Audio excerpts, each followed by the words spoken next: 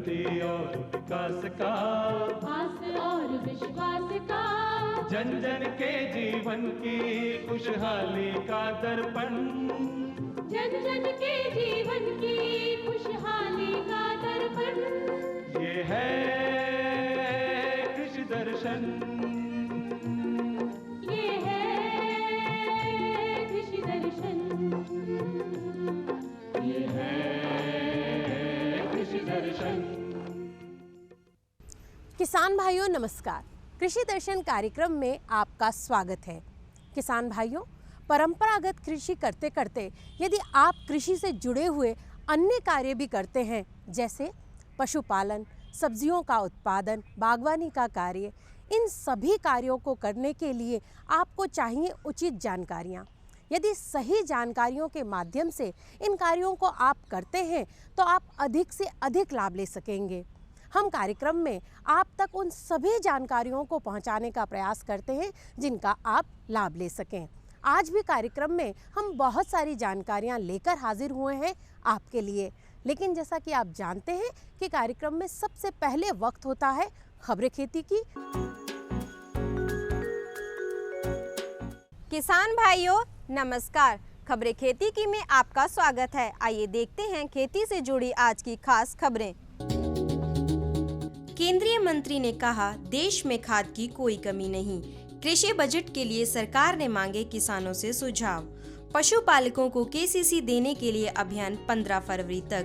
धौलपुर में अंतर्राज्यीय कृषक प्रशिक्षण कार्यक्रम संपन्न और दौसा में मृदा दिवस पर किसानों को किया जागरूक। देश में चल रही खाद की कमी को लेकर केंद्रीय रसायन और उर्वरक मंत्री ने समीक्षा की है। उन्होंने कहा कि देश में खाद का पर्याप्त उत्पादन हो रहा है। इसके अलावा उर्वरकों की कोई कमी नहीं है। केंद्रीय रसायन और उर्वरक मंत्री मनसुख मंडाविया ने राज्यों के कृषि मंत्रियों के साथ देश भर में उर्वरक उपलब्धता की स्थिति की समीक्षा की। उन्होंने राज्यों के कृषि मंत्रियों से कहा कि हमें खाद के विकल्पों का पता लगाना चाहिए और वैकल्पिक उर्वरकों जैसे नैनो यूरिया और ऐसे जैविक उर्वरकों के उपयोग को बढ़ावा देना चाहिए जो मिट्टी की रक्षा करते हैं। उन्होंने डीएपी के लिए किसानों की बढ़ी हुई मांग को पूरा करने के लिए सहयोगात्मक प्रयासों के लिए राज्यों के प्रति आभार व्यक्त किया। उन्होंने यह भी कहा कि सामूहिक प्रयासों के परिणाम स्वरूप केंद्रीय रसायन और उर्वरक मंत्रालय और राज्यों के बीच निर्बाध समन्वय रहा है। श्री मंडाविया ने राज्यों से अधिक प्रभावी और उत्पादक उर्वरक प्रबंधन के लिए उर्वरक डैशबोर्ड पर दैनिक आधार पर आवश्यकता और आपूर्ति की निगरानी करने का आग्रह किया है। प्रदेश में पहली बार कृषि बजट अलग से प्रस्तुत किया जाएगा। इसके लिए किसानों से सुझाव मांगे जा रहे हैं। इसके अलावा संभाग स्तर पर बैठकों का सिलसिला जारी है। कृषि मंत्री लालचंद कटारिया ने कहा कि मुख्यमंत्री की वर्ष 2021-22 की बजट घोषणा अनुसार आगामी वित्तीय वर्ष 2022-23 से राज्य में अलग से कृषि बजट प्रस्तुत किया जाएगा। कृषि बजट तैयार करने की प्रक्रिया में राज्य स्तर पर कृषि, पशुपालन, सहकारिता जैसे प्रमुख विभागों के हितबद्ध पक्षों और प्रगतिशील किसानों के साथ चर्चा बैठक होगी। उससे पहले सभी संभाग मुख्यालयों पर संभाग स्तरीय बजट पूर्व चर्चा बैठक आयोजित की जा रही है। उन्होंने कहा कि इन बैठकों में अधिकारियों के अलावा संभाग के प्रगतिशील कृषक, प्रगतिशील पशुपालक, कृषि प्रसंस्करण सहित कृषि उद्यमों के प्रमुख प्रतिनिधि, सिंचाई जल प्रबंधन इकाइयों के प्रतिनिधि, प्रगतिशील मत्स्य पालक, कृषक उत्पादन संगठनों के प्रतिनिधि और सहकारी समितियों के प्रतिनिधि भी भाग लेंगे। श्री कटारिया ने कहा कि जो किसान कृषि बजट के लिए अपने सुझाव और विचार रखना चाहते हैं, वो कृषि आयुक्त, पंत कृषि भवन, जनपद जयपुर को पत्र लिखकर और ईमेल आईडी agribudget@rajasthan.gov.in के माध्यम से भी अपने सुझाव भेज सकते हैं। यहाँ मिलने वाले प्रमुख सुझावों को राज्य स्तरीय बजट पूर्व चर्चा बैठक में प्रस्तुत किया जाएगा। पशुपालकों को समृद्ध बनाने के लिए सरकार ने इन्हें किसान क्रेडिट कार्ड से जोड़ दिया है। देश में किसान क्रेडिट कार्ड बनाने के लिए अभियान चलाए जा रहे हैं। यह अभियान 15 फरवरी तक चलाया जाएगा। पशुपालन, डेयरी और मछली पालन कर रहे व्यक्तियों को कम ब्याज दरों पर आसानी से लोन उपलब्ध कराया जाएगा। इसके लिए सरकार ने किसान क्रेडिट कार्ड को पशुपालन और मछली पालन से भी जोड़ दिया है। इन लाभार्थियों को अधिक से अधिक किसान क्रेडिट कार्ड का लाभ मिल सकेगा। इसके लिए केंद्र सरकार ने राष्ट्रव्यापी HDFC KCC अभियान की आधिकारिक रूप से शुरुआत कर दी है। ये अभियान मत्स्य विभाग और वित्तीय सेवा विभाग के सहयोग से 15 फरवरी 2022 तक चलाया जाएगा। अभियान को प्रभावी बनाने के लिए केंद्र सरकार ने राज्यों को विस्तृत दिशा निर्देश जारी कर दिए हैं। अभियान के तहत उन सभी पात्र किसानों को शामिल किया जाएगा जो विभिन्न पशुपालन गतिविधियों में शामिल हैं। इनमें वे किसान शामिल होंगे जो गोवंश पालन, बकरी, सुअर, मुर्गी पालन और अन्य संबंध गतिविधियों से जुड़े हुए हैं। आत्मा भरतपुर की ओर से चल रहे 5 दिवसीय अंतर्राज्यीय कृषि प्रशिक्षण कार्यक्रम आम उत्कृष्टता केंद्र खमेरी फार्म धौलपुर पर संपन्न हुआ। कृषक प्रशिक्षण कार्यक्रम में कृषि महाविद्यालय के अधिष्ठाता डॉक्टर उदय भान सिंह ने भरतपुर जिले में पैदा होने वाली सब्जियों की पौध तैयार करने की वैज्ञानिक विधियों की जानकारी दी। डॉक्टर सिंह ने किसानों को बताया कि सब्जियों की नर्सरी तैयार करने के लिए नर्सरी में क्यारियां उठी हुई बनानी चाहिए ताकि तैयार होने वाली पौध सिंचाई जल के सीधे संपर्क में नहीं आए। नर्सरी में क्यारियों को 40 मैश की जाली से ढक देना चाहिए। यह प्रक्रिया अपनाने से शुरुआती अवस्था में कीट व्याधि के प्रकोप से बचा जा सके। इस दौरान पूर्ण सावधानी बरतें और सिफारिश के अनुसार खाद तथा उर्वरकों का प्रयोग करें। इस दौरान परियोजना निदेशक आत्मा भरतपुर योगेश कुमार शर्मा ने किसानों को बताया कि इस वर्ष सरसों की बुआई तक बरसात हुई है, जिसके कारण सरसों की फसल में रोग आने की प्रबल संभावना है। इसके लिए किसान भाई निरंतर अपनी फसल का निरीक्षण करते रहें और बीमारी के लक्षण दिखाई देते ही तुरंत रोगनाशक दवा का छिड़काव करें। ध्यान रखें कि छिड़काव के बाद कम से कम 5 से 6 घंटे फसल को धूप मिल जाए।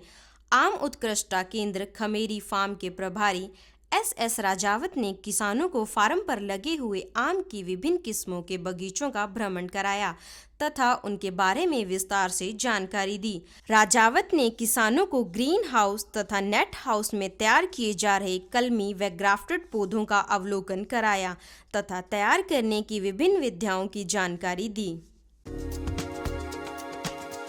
दौसा में मृदा दिवस के मौके पर हुए कार्यक्रम में किसानों को मिट्टी में अधिक यूरिया नहीं डालने की सलाह दी गई और साथ ही मृदा प्रशिक्षण और मिट्टी का नमूना लेने के बारे में किसानों को बताया गया। कृषि विज्ञान केंद्र दौसा में कृषि उद्यान विभाग और कृषि विज्ञान केंद्र के संयुक्त तत्वाधान में विश्व मृदा दिवस का आयोजन किया गया। इस दौरान क्षेत्र के किसानों को मृदा प्रशिक्षण के उद्देश्य, मृदा नमूना लेने के वैज्ञानिक विधि, मृदा नमूने का विश्लेषण की जानकारी दी जा रही है। कृषि अधिकारी अशोक कुमार मीना ने बताया कि किसान मृदा जांच रिपोर्ट की सिफारिश अनुसार हो। कृषि अधिकारी अशोक कुमार मीना ने बताया कि किसान मृदा जांच रिपोर्ट की सिफारिश अनुसार ही खाद और उर्वरकों का प्रयोग करें ताकि फसलों का उत्पादन बेहतर हो सके, साथ ही मृदा की उर्वरा शक्ति बनी रहे। वर्तमान में किसान अधिक मात्रा में यूरिया और उर्वरक फसलों में डाल रहे हैं, जिससे मृदा की उर्वरा शक्ति कम होती जा रही है। कार्यक्रम में किसानों को कृषि विभाग की योजनाओं की जानकारी दी गई। इस मौके पर वरिष्ठ वैज्ञानिक doctor BL Jat, Dharam Singh Gurjar, Manoj Meena, Badri Narayan Meena, doctor Akshay Chittora, doctor Babita Digwal, doctor RL Meena और बड़ी संख्या में किसान मौजूद रहे।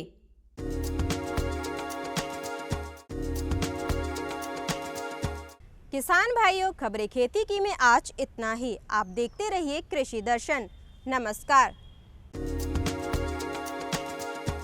किसान भाइयों, कार्यक्रम में एक बार फिर आपका स्वागत है।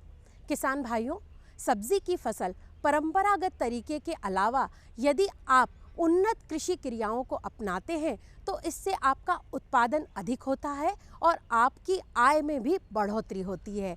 क्या है वो उन्नत कृषि क्रियाएं? इस विषय पर बात करने के लिए आज हमने कार्यक्रम में आमंत्रित किया है डॉक्टर योगेश कुमार शर्मा जी को। आइए मिलते हैं इनसे। किसान भाइयों राम राम।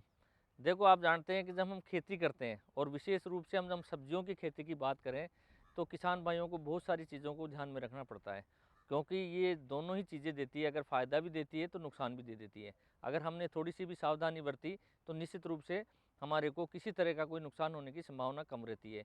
जब हम सब्जियों की खेती की बात करें, विशेष रूप से सब्जियों की अगर हम बात करें, तो उसके अंदर जैसे अभी सीज़न हमारा मटर का चल रहा है लगाने का, मटर हमारे खेत पे लगाने की तैयारी है, उस वक्त देखना चाहिए कि किसान को क्या हम ऐसी कृषक क्रिया करें जिससे हमारी मटर की उपज बढ़े।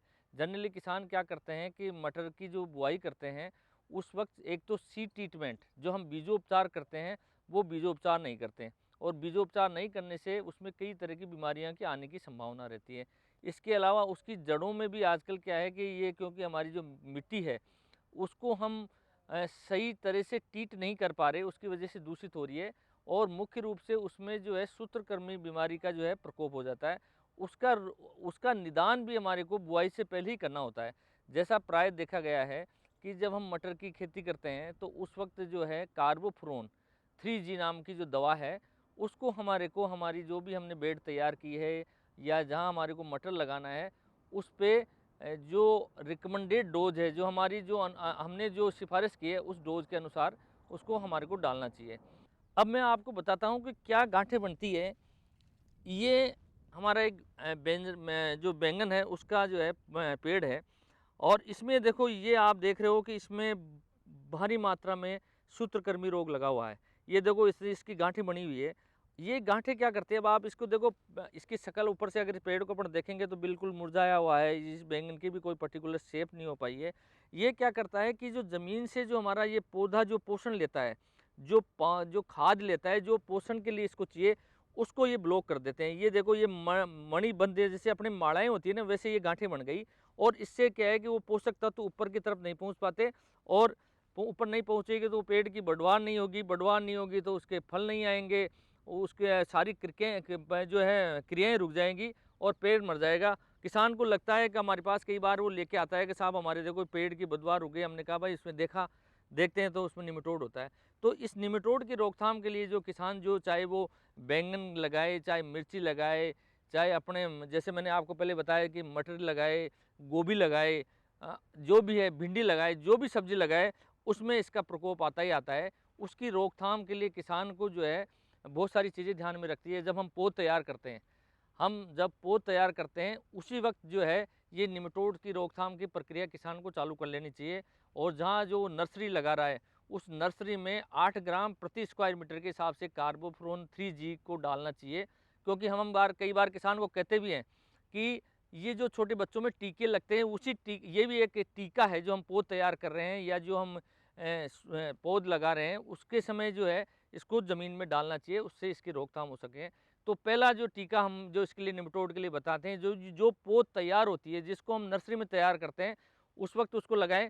उसके बाद हम खेत पे उसको रोपण करते हैं, पौध रोपण करते हैं, उस वक्त भी हम उसको जो है स्पॉट एप्लीकेशन के नाम से हम उसको बताते हैं कि जहाँ पौध लगनी है वहाँ आप थोड़ी सी डालो और उसके ऊपर आप उस पौध को चोप दो। उससे क्या है कि एक तो मात्रा कम लगेगी, आपकी दवाई की कॉस्ट आपकी बचेगी, और उसका जो है उसमें जो जड़ों में आने वाला रोग है वो वहीं की वहीं रुक जाएगा। क्योंकि ये देख रहे हो इसकी ये जो भयानक स्थिति देख के आप लगा सकते हो कि इसमें कितना निमेटोड होगा इसमें जो मैं आपको दिखा रहा हूँ।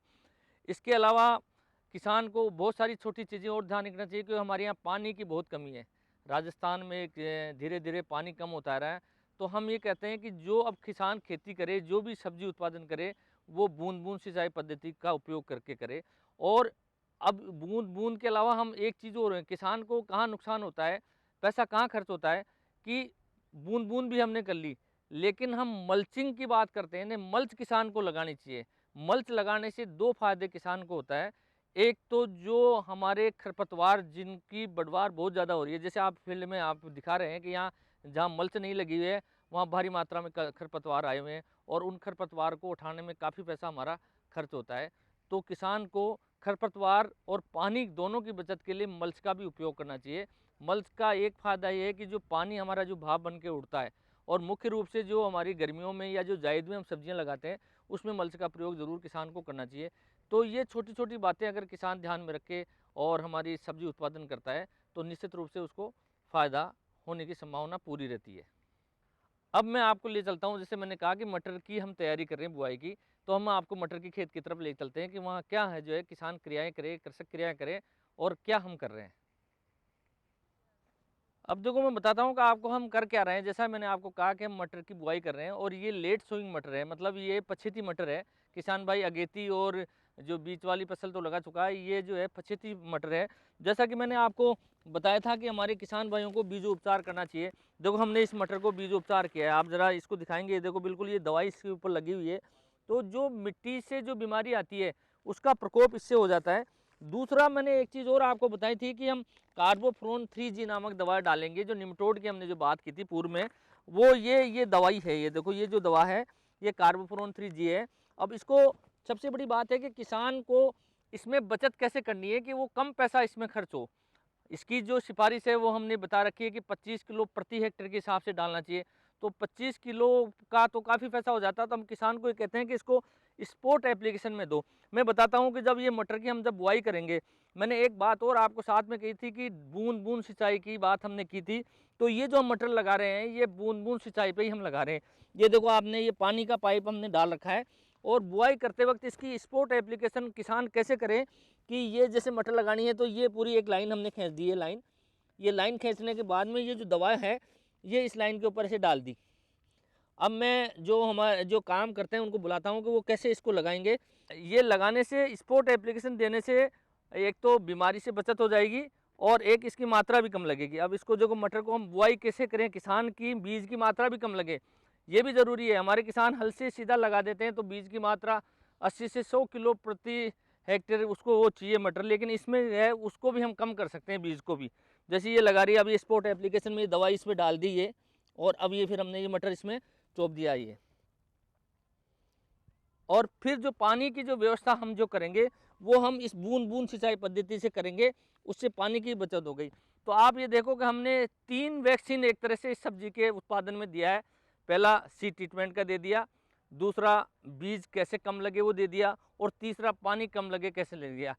हम जो बात कर रहे हैं, जो सरकार, जो केंद्र सरकार बात कर रही है, ये हमारी जो विशेषज्ञ बात कर रहे हैं, हम कह रहे हैं कि किसान की उपज कैसे बढ़े। उपज बढ़ने से मतलब है कि उसकी जो प्रोडक्शन कॉस्ट है वो उसको कैसे कम करेंगे तो अपने आप उसकी जो है उसकी इनकम बढ़ेगी। और उसी पे हमारा पूरा ध्यान है कि उसको हम उसके उत्पादन को जो है जो पैसा लगता है उसको हम कैसे कम कर सकते हैं। तो ये हमने जो आपको मटर की बताई कि आप इस तरह से करके इसकी कॉस्ट ऑफ कल्टीवेशन को अपन कम कर सकते हैं और अधिक उपज ले सकते हैं। अगर यही मान लो, अगर यही काम हमारे को अगर गोभी वर्गीय सब्जियों में करना है, अगर मान लो ये क्योंकि लेट जो है कॉलीफ्लावर लगाने का सीज़न है, उसमें इसके साथ में अगर हम मल्च का प्रयोग करते हैं, हमने दवाई का भी प्रयोग करना है अपने को, पानी के लिए ड्रिप भी लगानी है, लेकिन इसमें खरपतवार नियंत्रण के लिए हमने जो बात की है वो अगर हम मल्च करते हैं, मटर में है कि मटर में मल्च नहीं कर सकते, लेकिन जो दूसरी हमारी जो सब्जियां हैं, गोभी वर्गीय सब्जियां हैं, बैंगन है, टमाटर है, मिर्ची है, इनमें हम मल्च का प्रयोग करते हैं, तो ये जो पानी है ये एक तो भापबंदी से उड़ेगा, और दूसरा जो हमारा जो खरपतवार है, क्योंकि हम जब इसमें खाद डालते हैं तो बहुत सारे खरपतवारों का प्रकोप होना ही होना है, तो खरपतवार नियंत्रण के लिए इसी के ऊपर मल्च को हम डाल देते हैं, और मल्च डालने से खरपतवार की बढ़वार रुक जाती है। तो ये जो क्रिया है, ये किसान अगर इसको भी सही ढंग से करता है तो निश्चित रूप से उसका प्रोडक्शन बढ़ेगा और कॉस्ट ऑफ जो उसकी जो कल्टीवेशन पे जो पैसा खर्च हो रहा है वो कम खर्च होगा। और सबसे बड़ी बात है कि देखो किसान को बहुत सारी चीज़ें हैं, जैसे मल्च है उसको संभाल के रखने चाहिए, उसको 3 सीजन कम से कम काम में लेनी चाहिए, ये ड्रिप की जो पाइप है उसको संभाल के रखे। तो ये सारी चीज़ें अगर करेगा तो वन टाइम तो इन्वेस्ट होता है। सरकार, राज्य सरकार इन पे सब्सिडी भी दे रही है, राज्य सरकार द्वारा सब्सिडी है, तो उस सब्सिडी का भी वो फ़ायदा उठाएं और जो आधुनिक खेती में जो हम कर रहे हैं उनको करते रहे, तो निश्चित रूप से वो सब्जी का अच्छा उत्पादन ले सकता है और अच्छी कमाई कर सकता है। तो देखा किसान भाइयों, कुछ बातों का यदि हम ध्यान रखें तो किसी भी फसल में आप अधिक से अधिक लाभ ले सकते हैं। आप अपने राय, सुझाव और अपने विचार और इस कार्यक्रम में आप क्या कुछ देखना चाहते हैं, ये सब लिख भेजिए हमें इस पते पर। हमारा पता है कृषि दर्शन कार्यक्रम, DD राजस्थान, दूरदर्शन केंद्र, जयपुर। किसान भाइयों, आप हमें ईमेल भी कर सकते हैं। हमारा ईमेल एड्रेस है krishidarshanjaipur@gmail.com। किसान भाइयों, आज कार्यक्रम में सिर्फ इतना। हम कल फिर हाजिर होंगे खेती जगत से जुड़ी हुई महत्वपूर्ण जानकारियां लेकर। तब तक के लिए दीजिए हमें आज्ञा। नमस्कार।